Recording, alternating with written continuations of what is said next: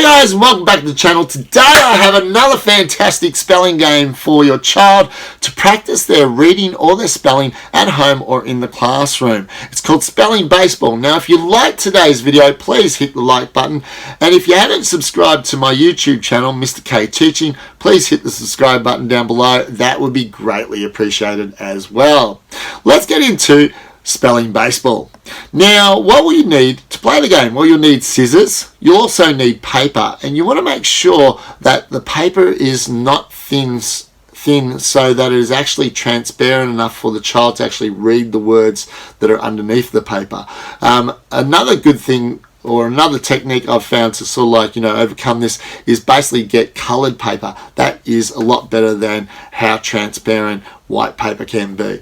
Now, apart from that, you'll also need a pen, you'll also need a die or a dice, and you'll also need 9 tokens for each player. And you want to make sure the tokens are the same colour for that particular player. So, for example, player number 1 would have all the green tokens, and player number 2 would have all the blue tokens. Now, making the cards for the game.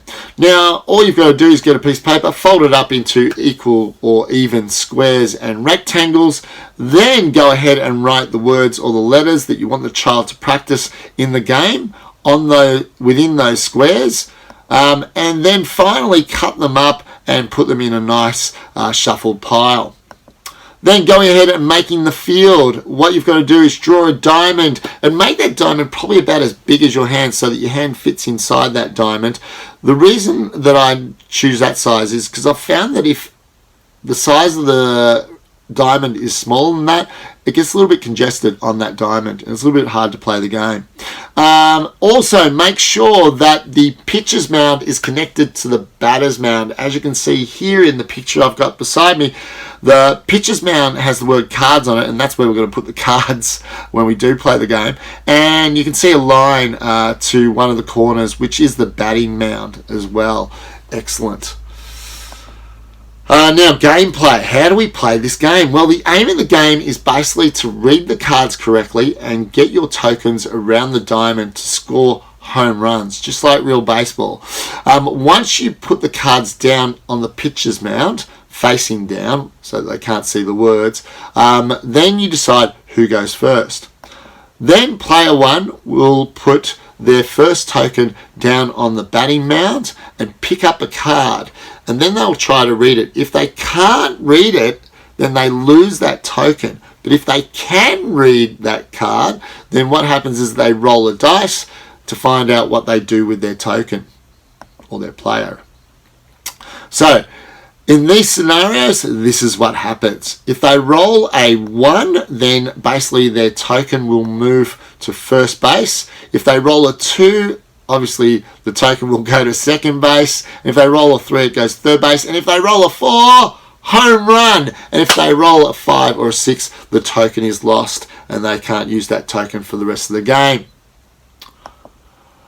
Now, if you have any tokens on bases when you roll a dice for another token that's on the batting mound, you can also move those tokens as well. Say, example, if that player gets a 1, 2, 3, or 4. Now, another thing is if you roll a 5 or a 6, then any of those tokens that are already on first, second, or third base, they can't move.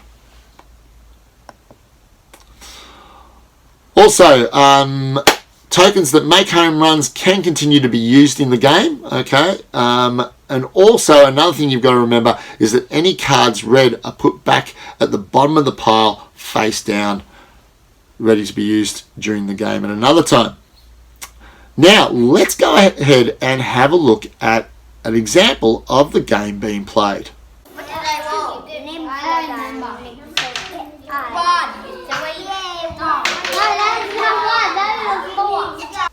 Okay, so there you have the game. Now, let's talk about a variation and a reminder before I wrap things up. So as a variation in this game, what you could do is allow your student to stop you from having a roll if they can read the card you pick up.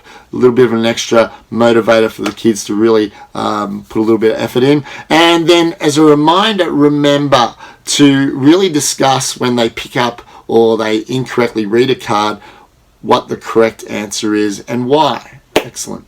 Nice. Listen, I hope you've enjoyed today's video and you enjoy playing this game. Have a great day, and I look forward to seeing you next time. Bye.